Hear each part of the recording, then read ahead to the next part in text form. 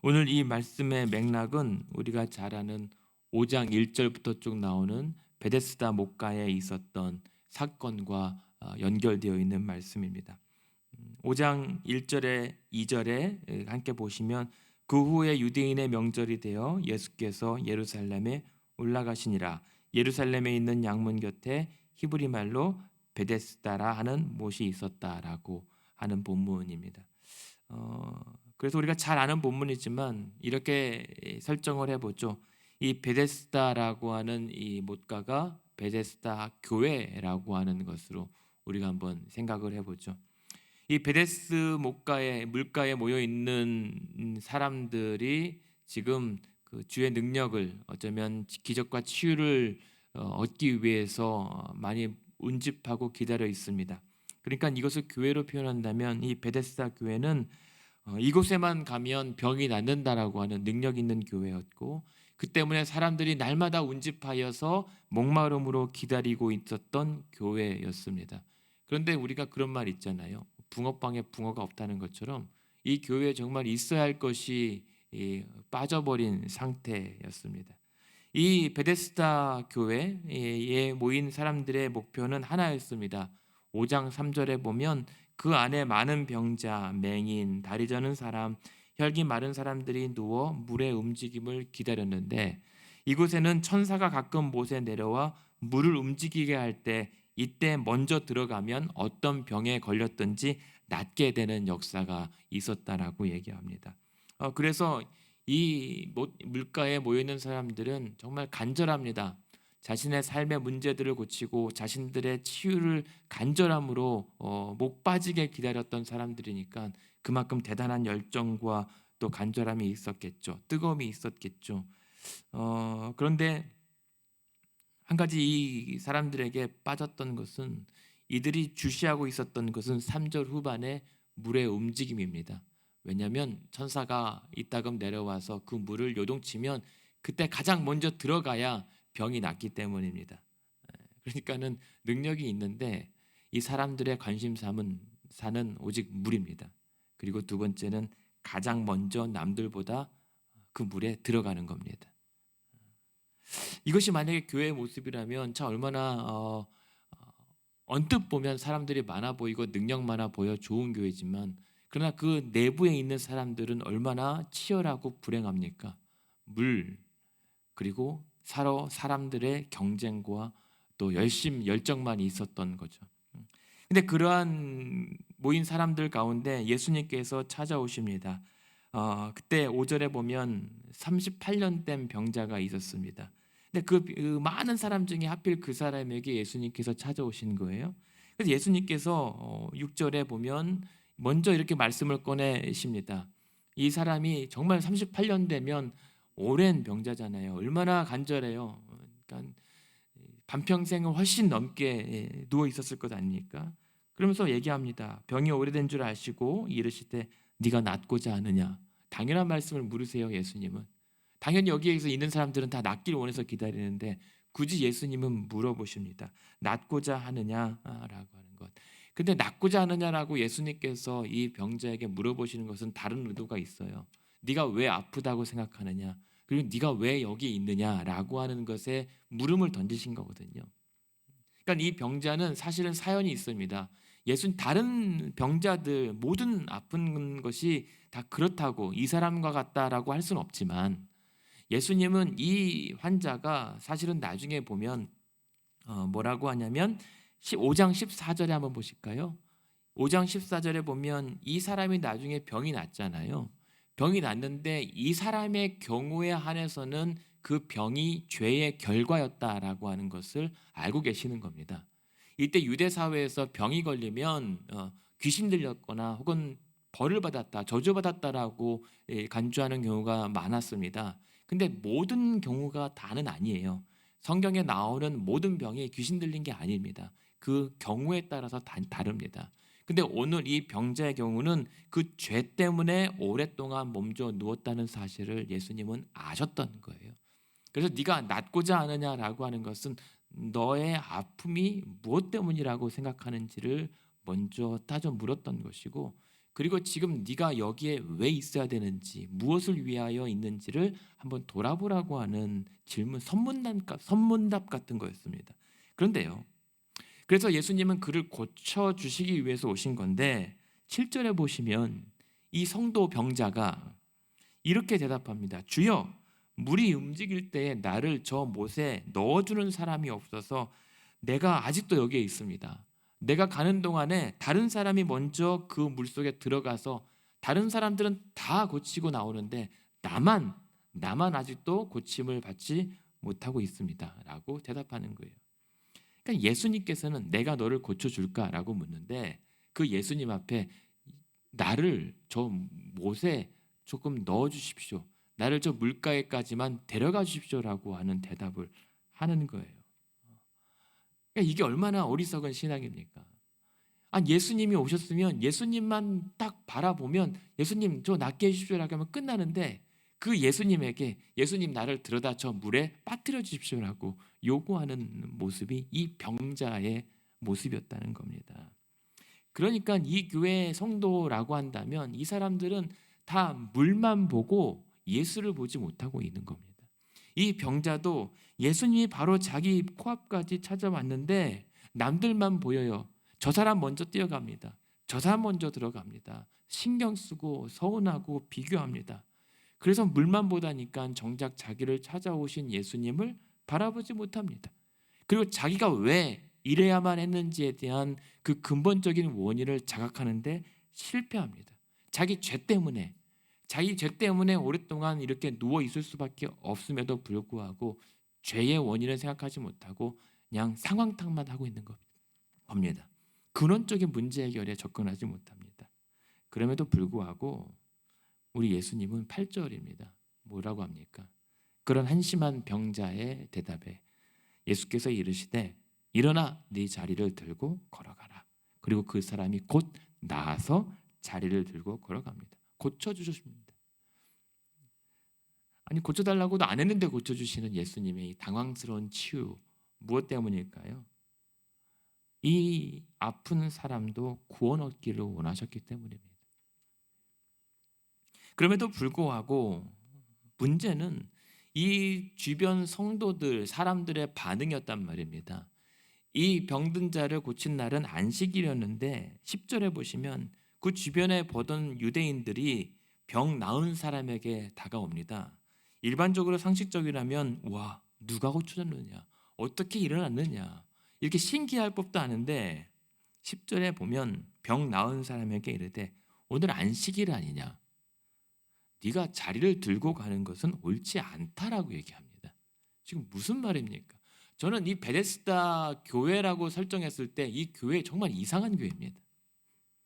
사람이 오랫동안 38년 된 환자가 일어났으면 기뻐하고 놀라주고 축하해줘야 되는데 안식일인데 그 누운 자리가 어느 정도 무게가 초과되면은 그것을 운반하는 것도 안식일의 노동행위가 되는 겁니다. 안식일을 범하는 거예요. 그러니까 이 사람들에게는 중요한 것은 치유가 아니에요. 노동입니다. 안식일을 범했다라고 하는 것으로 이건 옳지 않다라고 하는 거예요. 그러면서 이들의 관심은 무엇이냐면 11절입니다. 12절에 11절 12절인데요. 대답하되 나를 낫게 한 그가 자리를 들고 걸어가라 하더라. 누군가 나에게 그냥 자리를 들고 걸어가라고 해서 나는 걸어갔을 뿐이지 내 탓은 아닙니다라고 얘기하는 거예요. 그러면서 12절에 보면 그들이 묻되 너에게 자리를 들고 걸어가라 한 사람이 누구냐라고 얘기합니다. 이 사람들의 관심은 안식일을 범했느냐에 대한 것이고 대체 누가 그것을 시켰느냐에 대한 누구냐에 대한 거에 관심이 있단 말입니다. 이 아팠던 사람의 안부나 심지어 이 아팠다 일어났던 기적처럼 38년 만에 일어난 사람조차, 이 성도조차 자기를 고쳐준 사람이 누구인지를 몰라요. 보십시오. 11절에 그가 나를 낫게 한 그가 자리를 들고 걸어가라 누구냐 물어봤더니 13절에 보면 고침받은 사람은 나는 모르겠는데요. 그러니까 이 38년 된 환자의 관심사는 오로지 자신의 병 고침에 있었는데 그래도 이름을 물어볼 법하잖아요. 자신에게 누군가 다가와서 자기를 일으켰는데 그가 누구인지에 대한 물어볼 겨를도 없었고 알고 싶지도 않았을지도 모릅니다. 이상한 사람들이에요. 지금 이 베데스다 목가에 몰려있는 사람들은 다 그 물의 움직임에만 집중하느라고 정말 뭔가 중요한 것을 빠뜨리는 사람들 같습니다. 그것을 멀쩡한 사람들조차도 안식일날 움직이면 안 된다라고 하는 이상한 기준에 사로잡혀서 정말 이 5장을 보면 이상한 사람들만 모여 있어요. 우리는 일반적으로 38년 된 병자가 일어났던 이 사람이 주인공처럼 보이지만 이 주인공도 이상한 사람이에요. 왜냐하면 이 사람이요, 지금 그 사람들이 누가 고쳤는지 모른다고 했잖아요. 얘기 답답했잖아요. 그런데 14절 보십시오. 14절에 보면 그 후에 예수께서 이 사람을 다시 만나주세요. 예수님이 이 사람을 다시 찾아와 주세요. 그러면서 하시는 말씀이 뭐냐면 네가 나았으니 더 심한 것이 생기지 않게 다시는 죄를 범하지 말라. 다그쳐요. 그러니까 예수님은 이 사람의 병도 병이지만 이 병고침을 통해서 이 사람이 그 죄로부터 빠져나오기를 원했단 말입니다. 이 사람의 구원이 예수님의 목표였고 예수께서 이 사람에게 집중하셨던 거예요. 근데 이 사람의 집중은 물이었다가 지금은 고침받으니까 어디로 그 관심이 바뀌냐면 유대인들의 환심, 사람들의 관심이었던 겁니다. 그래서 15절에 보면 뭐라고 얘기합니까? 그 얘기를 듣고 그 사람이 누구에게 갑니까? 유대인들에게 가서 그가 자기를 고친 이는 예수라라고 일러 바쳐요. 지금 안식일을 범하게 한 사람이 예수고 그 예수가 자기를 고쳤으니 당신들이 찾는 그 예수를 찾아가면 됩니다라고 사실은 고발한 거란 말입니다. 그래서 어떻게 됩니까? 16절에 보면 그러므로 안식일에 이러한 일을 행하신다 하여 유대인들이 예수를 박해하게 된지라라고 하는 박해의 단초를 제공해요. 누가요? 자기를 고쳐준 예수를 일러 바침으로 말미암아 자기는 이제 유대인들의 환심을 사고 사람들의 인정과 대단하다라고 하는 이 칭찬과 평가를 받으면 되는 거거든요. 38년 된 성도가 만약 그렇게 이러한 사람의 캐릭터가 맞다면 이 사람은 구제불능인 거예요. 그럼에도 불구하고 예수님은 이 사람에게 찾아오셨던 거예요. 남들이 다 도와주지도 않고 거들떠보지 않는 이 사람을 굳이 찾아와서 네가 낫고자 하느냐? 엉뚱한 대답하는데도 일어나 걸으라라고 고쳐줬고 그 다음에 세 번째 다시 찾아와서 말씀하셔서 다시는 죄를 범하지 말라라고 일러주셨단 말입니다. 그럼에도 이 사람은 그 아들의 예수님의 음성을 듣기는커녕 그들에게 박해받게 했다는 겁니다. 무엇입니까? 병은 고쳤는데 예수를 못 만났어요. 예수의 능력을 경험했는데 예수를 못 만났단 말입니다. 이 베데스다 교회 사람들은 그래서 다 이상하다는 거예요. 하나님을 믿는다고 하는데 다른 것을 믿어요. 아니, 예수를 만났다고 하는데 예수를 믿지 않아요. 그러면서 오히려 그 예수를, 우리를 구원하러 오신 예수를 박해하거나 결국에는 18절에 보면 유대인들이 이로 말미암아 더욱 예수를 죽이고자 한다라고 하는 그러한 원인을 더욱더 부추깁니다.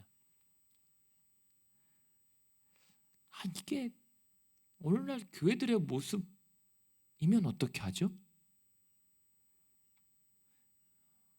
우리는 뭐 요즘에는 안 그렇습니다만 병 고치러 어디 영험한 데 자주 찾아가잖아요.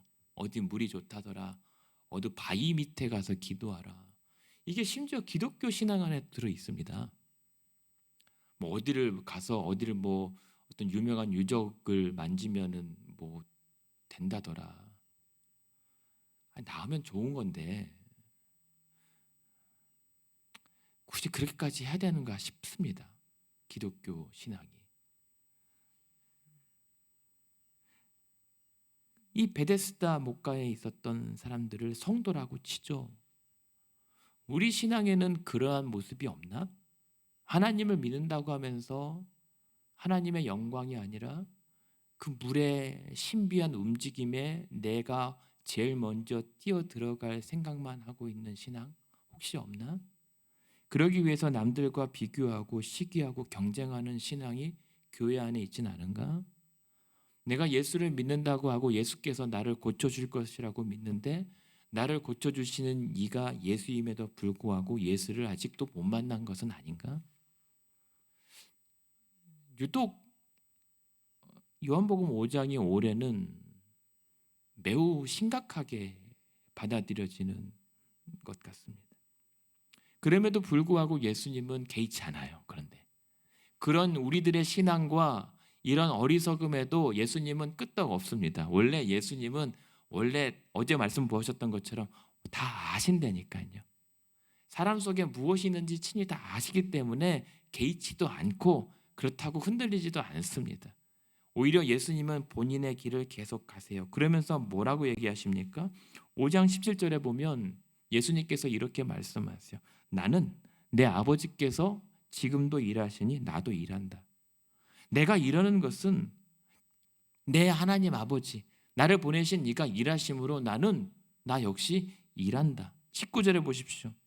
나는 아들이 아버지께서 하시는 일을 보지 않고는 아무것도 스스로 할 수 없으니 아버지께서 행하시는 것을 아들도 그와 같이 행한다. 나는 혼자 일하는 것이 아니라 아버지께서 나를 보내셔서 나는 아버지의 뜻대로 일하신다. 아버지의 일을 내가 일한다. 근데 그 얘기를 듣고 그 예수를 하나님이라고 믿지 못하고 이 유대인들은 뭐라고 합니까? 18절에 보면 안식일을 범했는데 하나님을 자기의 친아버지라고 하면서 신성 모독죄로 죽이려고 하는 겁니다. 예수님이 어떤 분이신지를 정확하게 학술적으로 이해하지 못한다 할지라도 예수님이 하나님의 아들이고 그가 동등하신 하나님이라고 하는 사실 정도는 믿고 신앙생활을 해야 되는데 그 사실은 막연하게 모른 채 그냥 신앙생활을 하다 보면 이 얘기 저 얘기 하다가 떠돌릴 수밖에 없는 겁니다. 그러면서 예수를 죽이는 일에 동조하는 게 되는 격을 우리는 실수를 범하게 되죠. 근데 지금 아버지께서 나를 일하셨기 때문에 나도 일한다라고 하는 것은 내가 아버지와 아들이 하나다라고 하는 거고 결국은 예수님이 하나님이다라고 하는 사실을 자기 선언을 하신 거거든요. 예수님은 하나님이시다라는 사실을 우리는 믿는 거예요. 근데 이 베데스다 목가 있는 사람은 그건 중요하지 않습니다. 예수가 누구인지 상관이 없어요. 자신들의 문제만 해결이 되면 되는 겁니다. 그러나 예수님은 그러한 일들을 통해서 가르쳐주고 싶으신 말씀이 있었단 말입니다. 22절에 보시면 20절입니다. 아버지께서 아들을 사랑하사 아들에게 보이시고 더 큰 일을 보신다. 그렇다면 나는 스스로 일하지 않지만 아버지께서 나를 통해서 이루시고자 하는 아버지의 일이 무엇인가 더 큰 일이 있다. 그냥 38년 된 병자가 일어난 일이 아니라 더 큰 일, 너희로 놀라울 일은 21절에 아버지께서 죽은 자들을 일으켜 살리신과 같이 아들도 자기 원하는 자들을 살리는 것이다. 죽은 자를 일으키시는 일이 아들의 일이고 22절에 보면 아버지께서 아무도 심판하지 아니하시되 그 심판을 아들에게 맡기셨다. 그러니까 지금 예수께서 하시는 일은 하나님 아버지의 일이고 그 아버지의 일은 부활과 심판, 구원에 관한 일이라는 것입니다. 그래서 26절에 보십시오. 26절에 보면 아버지께서 자기 속에 생명이 있음 같이 아들에게도 생명을 주어 그 속에 있게 하셨다. 그러니까 하나님께서 죽은 자를 일으키시잖아요. 그게 유대인들의 믿음이었단 말입니다. 근데 그 하나님만의 일을 예수께서 동일하게 행하실 것인데 왜 그러냐면 아버지 속에 있는 생명을 아들에게도 그 생명을 주셨기 때문에 예수께 부활의 능력과 권세가 있다. 이제는 그래서 아버지의 뜻이 나의 뜻이다. 나의 뜻이 아버지의 뜻이다라고 하는 것은 이제 나를 믿어야 그 구원의 부활의 능력이 나타날 것이다. 믿지 않으면 심판받게 될 것이다 라고 얘기를 지금 하시는 거예요. 25절에 보시면 그래서 진실로 진실로 너희에게 이르노니 죽은 자들이 하나님의 아들의 음성을 들을 때가 오나니 곧 이때라 듣는 자는 살아나리라.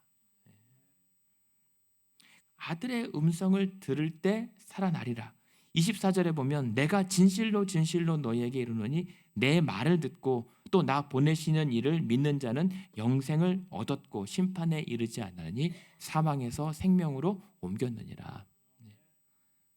내 말을 듣고 하나님을 믿는다는 거예요. 예수님의 말씀을 듣는다는 것은 결국 예수님의 그 말씀을 믿는다. 결국은 그 말씀을 하시는 예수님을 믿는다는 거예요. 그러니까 예수님을 믿어야 하나님을 믿는 것이고, 그랬을 때 영생이, 영원한 생명이 그 안에 자리 잡게 된다라고 하는 말씀입니다. 그런데 관심이 없다니까요. 물만 관심이 있고 사람들의 환심만 관심이 있는 거죠.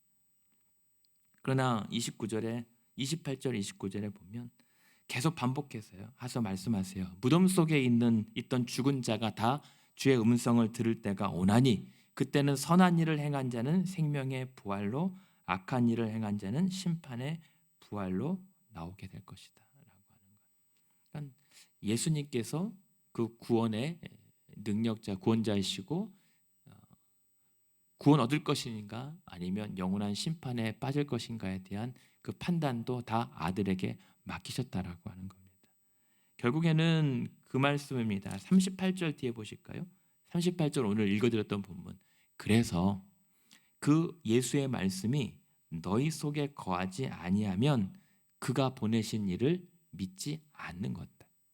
그래서 그를 믿지 않고 40절에 보면 너희가 영생을 얻기 위하여 내게 오기를 원하지 않는구나라고 하는 겁니다. 병원 고쳤어도 예수를 못 만났다라고 하는 것은 그냥 예수를 아직 못 믿었구나가 아니라 그냥 구원 못 받은 거예요.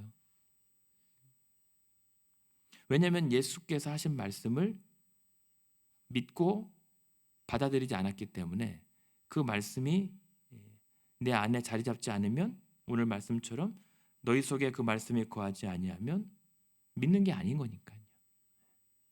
그렇다면 영생을 얻기 위하여 예수께 나오지 않는 거랑 똑같은 거라고 얘기를 하시는 겁니다.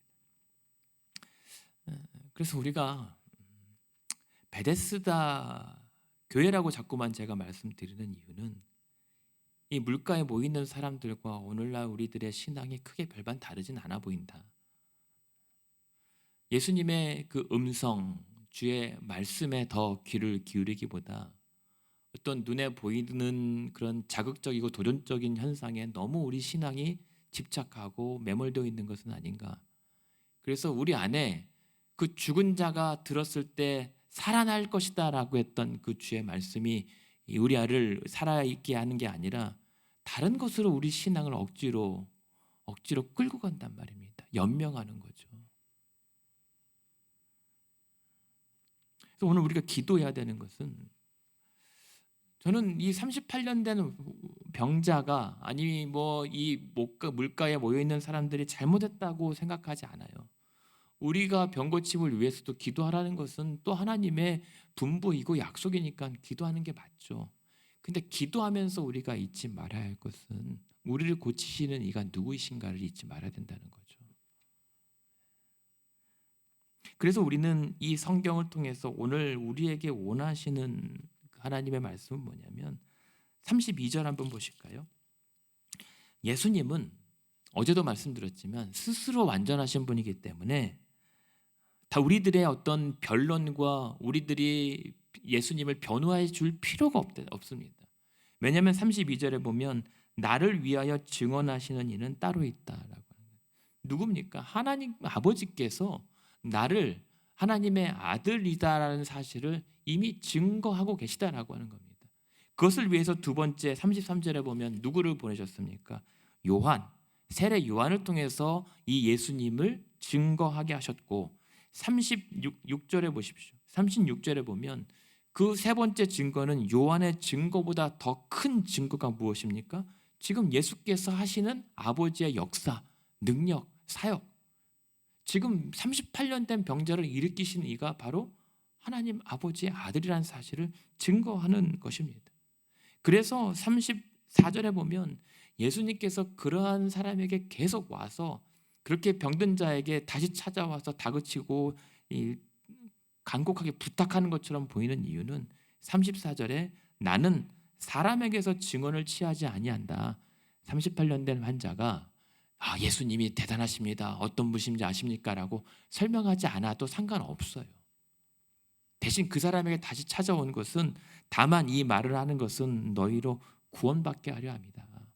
그냥 다른 사람들이 안 알아도 된다. 나는 오늘 38년 된 너를 일으킨 것은 네가 구원받기 위함이다. 이 사실이 예수님의 관심사란 말입니다. 오늘 예수께서 우리에게 관심 가지시는 게 뭘까요?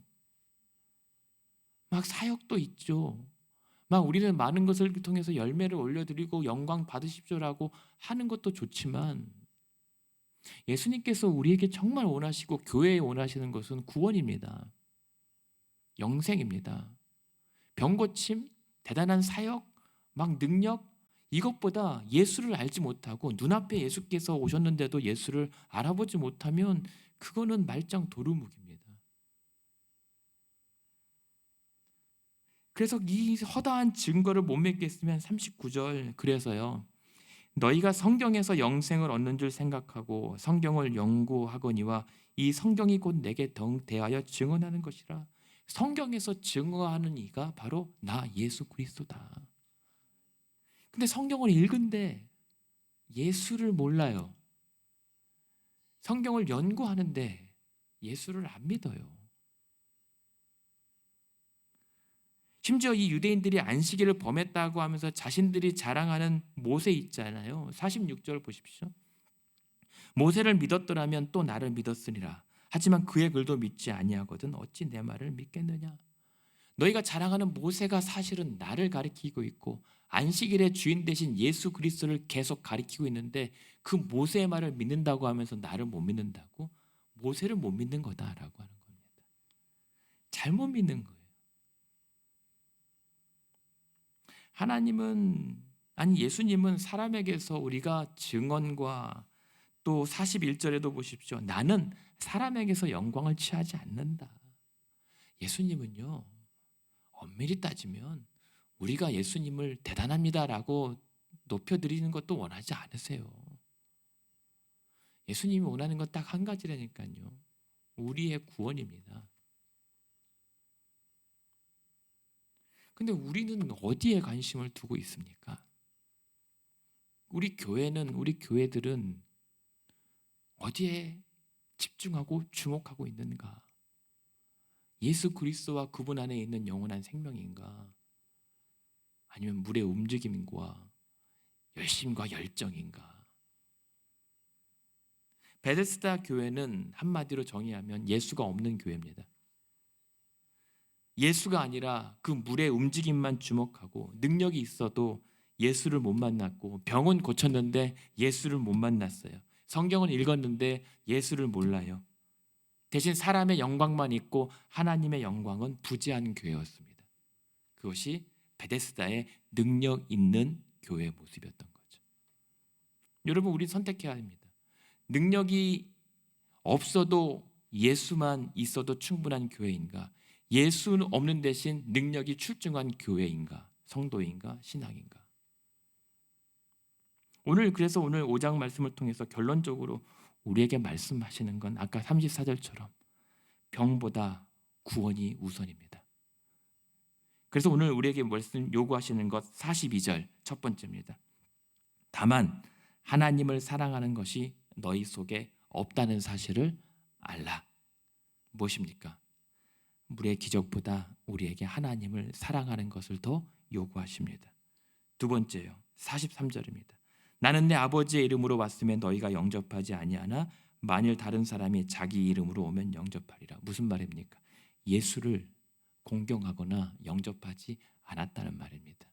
그러므로 다시 우리 이 교회 성도들에게 저와 여러분에게 요구하시는 것은 예수를 공경하고 영접하라.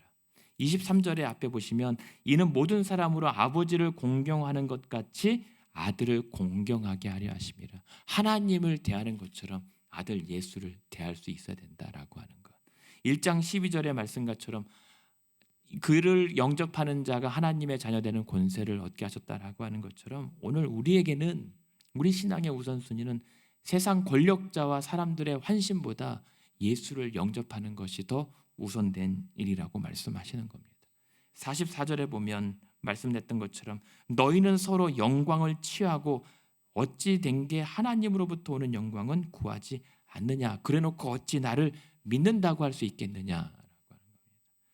오늘 사람의 영광이 아니라 하나님의 영광을 우선 우리가 구해야 합니다. 네 번째는 47절입니다. 그러나 그의 글도 믿지 아니하거든 어찌 내 말을 믿겠느냐. 하나님의 말씀을, 예수님의 말씀을 믿는 것이 사람들의 평가를 기대하는 것보다 훨씬 가장 우선된 목표여야 됩니다. 말씀 보셨잖아요. 오늘 기도하면서 25절의 말씀이 여러분의 기도에 능력되게 원합니다. 진실로 진실로 너희에게 이르노니 죽은 자들이 하나님의 아들의 음성을 들을 때가 오나니 곧 이때라. 듣는 자는 살아나리라. 여러분들의 잠자는 영혼이 예수님의 그 음성을 들으며 깨어 일어나 살아나는 역사가 있기를 원합니다. 이를 위해서 기도 가운데 다섯 번째 마지막 구할 것이 성령의 은혜입니다. 성령이 아니고서는 예수의 음성을 들을 수가 없습니다. 우리의 의지와 열심과 인내로도 불가능한 일. 따라서 오늘도 물과 사람이 아니라 예수의 음성을 듣고 우리의 죽은 영혼이 깨어나서 그 성령의 임재로 말미암아 하나님을 믿고 구원에 일러 영생을 얻는 저와 여러분의 하루 되시기를 주님의 이름으로 축원드립니다.